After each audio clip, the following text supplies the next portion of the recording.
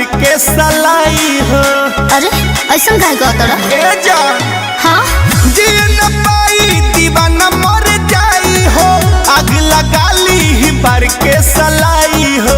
काहे ला पागल बाड़ा मुंह में तो लागल बाड़ा हम हो खुश नहीं तोहरा के खोके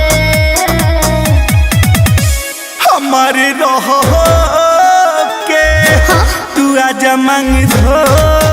अरे पगला से बड़ा का हमारे रहो के तू आजा मांग धो के। ई का कहतड़ा समझ ना आवता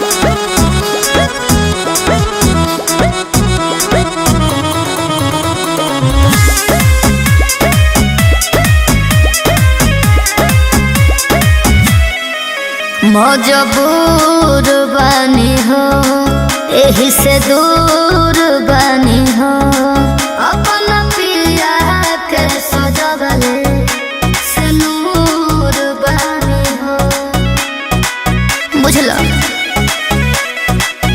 हमर जिंदगी जियल तू सवार भइल। हाँ? एको दिल के टुकड़ा हजार भइल। खत्म करिए तोरे फिक्रिए कातिल रात रोके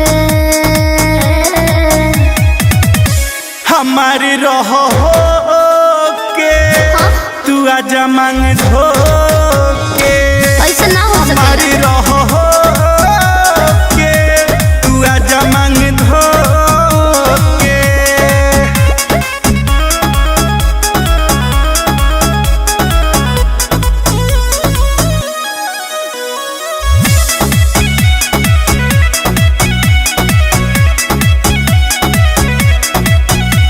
प्रीतिया जी न दे तोहरा हमारा के मुआदी तो कबीर के लकी में न रहे तो हंसे शादी अब हमके भुला जा